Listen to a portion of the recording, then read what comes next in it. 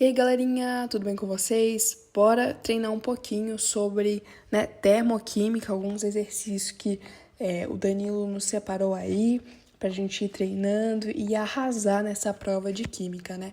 Mas antes de começar, eu quero dar um alô aí pra turminha de casa.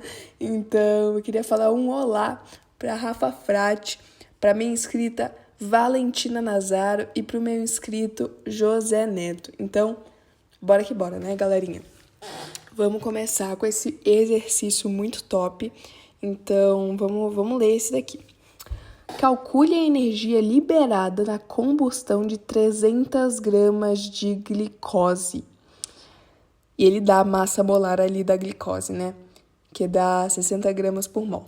Bom, antes da gente entrar nas considerações desse enunciado, tem uma coisa que a gente tem que prestar bastante atenção, que é nessa palavrinha aqui, ó, bem especial, que não podemos esquecer e não podemos vacilar nisso daqui, tá? Combustão, a gente tá falando do quê, né? A gente tá falando da liberação de energia. Quando é liberação de energia, o que é isso daí? Você aí que sabe de casa aí, o que é uma combustão, o que é um negócio que libera energia? É uma reação exotérmica. Então, tudo que for combustão vai ser exotérmica. Se você vir essa palavra, você já sabe que é exotérmica. Não tem nem dúvida, porque você está liberando energia. Então, é para você aí fixar na sua mente que tem que saber que combustão é uma reação exotérmica. Então, bora pra cima. Aliás, a gente pode ver até isso aqui na entalpia, né? Que exotérmica o sinal é negativo, né? Então, aqui a gente já vê um sinal negativo, a gente já sabe que é exotérmica aqui também. Então, bora continuar, né? Vamos pro que interessa do enunciado. Ele dá a massa molar aqui, né? O que a gente faz com esse dado que é bem importante, né?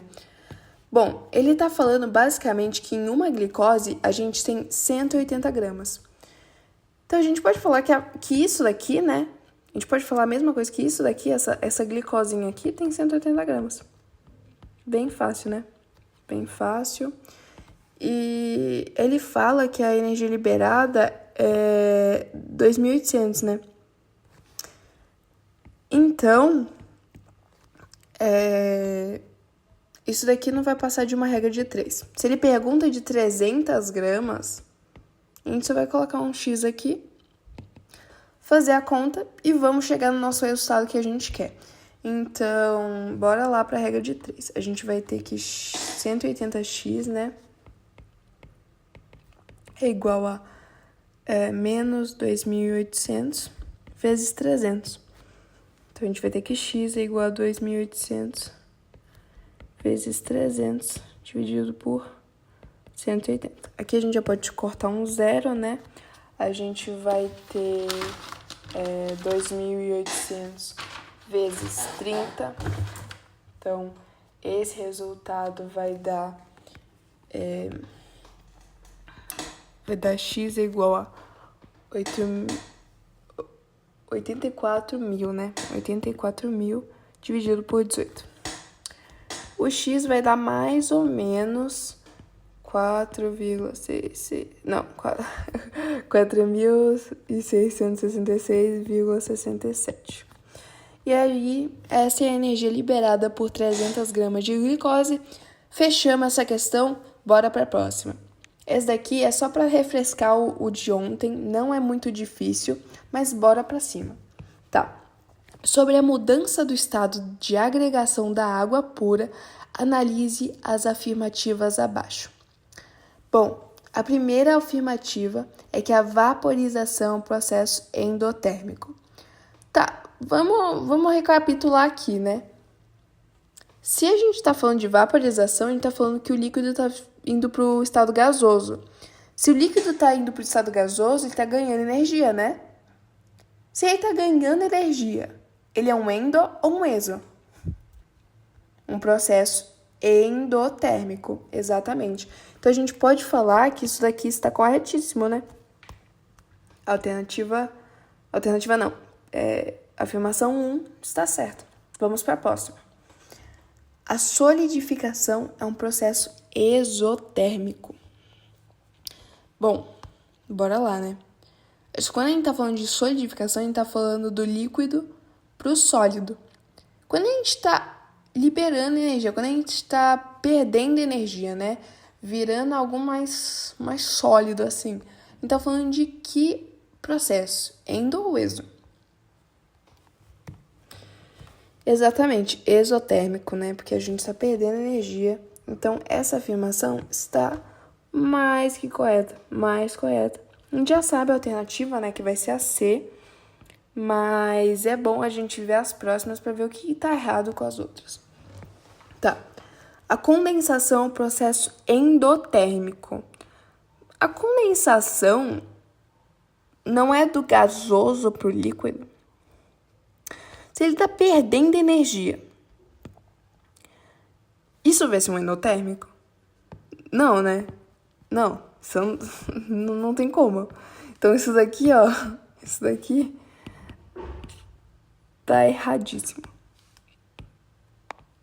Tá erradíssimo, não tem o que fazer. Isso daqui, ó, é um absurdo, tá? Então, bora pra próxima. A fusão é um processo exotérmico. Tá, o que é fusão? Vamos começar por aí. É do sólido pro líquido, né? Se a gente tá indo do sólido pro líquido, a gente tá perdendo ou ganhando? Se a gente tá aquecendo e tá virando líquido. É endotérmico, né? A gente tá ganhando energia. Então, não tem como isso ser exotérmico. Então, isso daqui tá erradíssimo. Tá erradíssimo.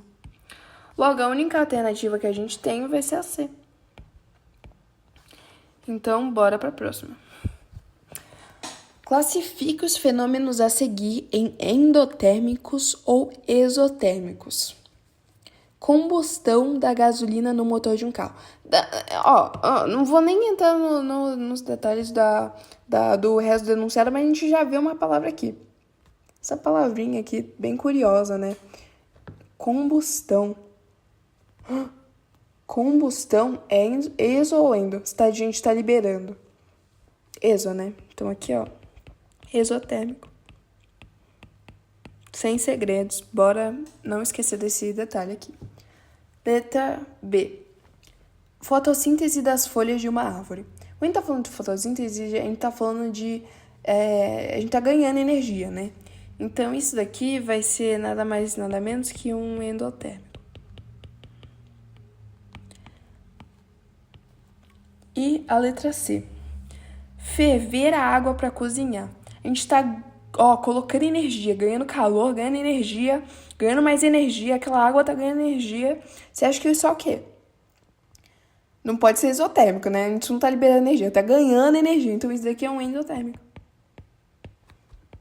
Sem nenhuma dificuldade, né? Isso daqui bem de boa, né? Pra começar. Então, bora pra próxima pra gente gabaritar essa prova. Tá. Vamos ler. Esse daqui é mais difícil. Eu não sei se eu deixo pra depois. Porque é um negócio que entra nos negócios do ano passado. Eu nem sei se eu quero fazer, pra falar a verdade. Tá. Vamos fazer essa daqui depois.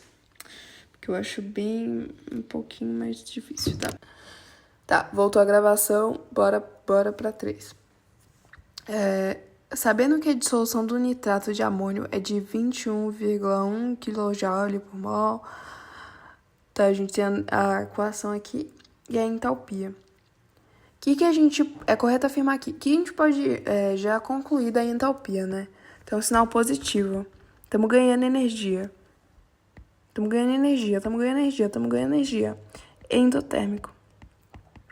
Então, a gente já pode, né? Concluir algumas coisinhas aqui bem tops, né? Que a primeira tá errada. Porque esse processo não é exotérmico. A gente já concluiu que é endotérmico, então não pode ser essa aqui. E vamos pra próxima, né? O calor é liberado para o ambiente durante o processo de dissolução. Primeiro que não está sendo liberado, né? Primeiro que isso daqui não é exotérmico, então vamos parar? Isso daqui não está certo. Vamos para C. Esse processo é endotérmico. Já tá certo aqui. Já tá certo, já tá certo. E é isso, né, gente? Não tem muito segredo. E bora pra 4. Depois eu faço aquela lá. Eu tô com 0 pique de fazer também. Então, vamos lá. O fogão a lenha, utilizado para a preparação dos alimentos em muitas moradias, é considerado um patrimônio cultural no Brasil. A queima de lenha corresponde à reação de combustão. Combustão. Essa palavra aqui, ó, não vou nem falar nada, mas vamos continuar. Das substâncias presentes em sua composição. Reação de combustão. Combustão é um processo. Se a gente tá liberando, é isso aqui a gente não pode esquecer. Se a gente tá liberando, uma combustão é exotérmico. Então a gente já pode tirar A, tirar C, porque isso daqui não é. E vamos ver as próximas. E sua variação de entalpia tem valor igual a 0. Não, né? Exotérmico vai ser só quando a entalpia for negativa. Então isso daqui, ó, erradíssimo. Exotérmico. E sua variação de entalpia, ΔH, tem valor menor do que de 0. Sim, perfeito. Perfeito, era isso que eu queria mesmo. Então, ó, a gente já sabe a nossa letra. Vamos ver porque aí não é? Exotérmico. E sua variação de entalpia, ΔH, tem valor maior que... Não. Isso aqui é endotérmico. Quando é maior, quando é positivo, isso daí é endotérmico. Isso daqui, ó, tá erradíssimo. Então, a gente já acha que é AD. Então, vamos não esquecer que combustão vai ser exotérmico. A gente está liberando energia, tá? Então, bora para 5. Considere a equação de hidrogenação do PROP2E. Ó, a matéria da Cris aí. Então, bora lá. Bom, vamos reescrever essa equação aqui, pra gente ter mais um pouquinho da ideia que a gente tem que fazer.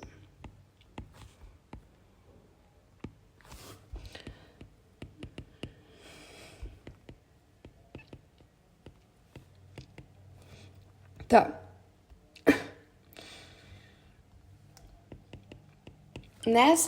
Ele fala assim, nessa hidrogenação, a variação de entalpia, ΔH, bom, a gente tem que saber se é positiva ou negativa. Vamos começar aqui. A gente não pode cair nessa pegadinha. Não pode cair, porque a gente tá vendo um positivo aqui. Só que isso tá dentro da equação. Isso aqui, ó, é uma baita de uma pegadinha. Não pode cair nessa pegadinha. Mesmo que esteja com positivo aqui, a gente tem que colocar pro outro lado. Então, a gente vai ter essa seguinte equação. A gente vai ter C3H6 gasoso mais H2 gasoso menos 123,8 kJ. Igual a C3H8 gasoso. Então, se a gente tem um menos aqui, ó, tem que jogar para outro lado, senão não tem como fazer. Então, se a gente tem um menos aqui, isso daqui é o quê? Exotérmica, né? E se a gente tá falando de exotérmica, a gente tá falando de positivo ou negativo? Negativo, né? Então, a entalpia vai ser positiva ou negativa, que a gente falou agora? Negativa. Então, a gente já pode tirar essas duas. Vamos para a próxima. Endotérmico ou exo? Exo, né? Então, a gente já pode tirar essa. Absorção ou liberação. Se a gente está ganhando energia, isso daqui é endotérmica, né? Então, já não pode ser essa. A gente está liberando energia, então é a D. Sem complicações aqui. Então, vamos para que eu não queria ir. Vou até pegar meu caderno para não errar isso daqui. Então, tá.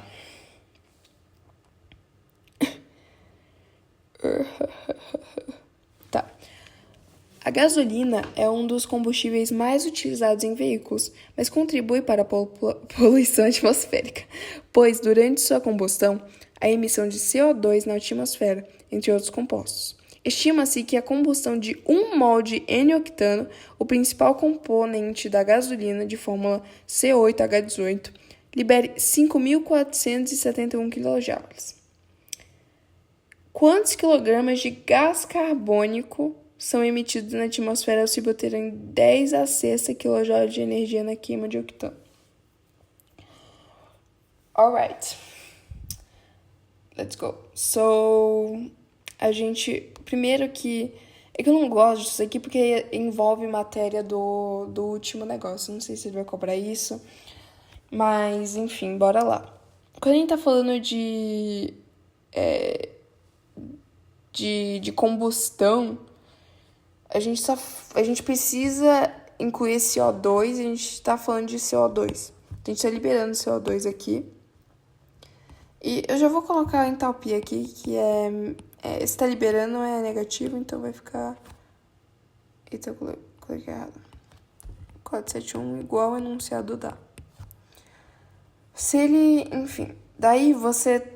Nessa equação, você tem que colocar a molécula que ele tá falando de gasolina, mais o O2, que vai liberar carbono, né, que ele fala, gás carbônico, mais água.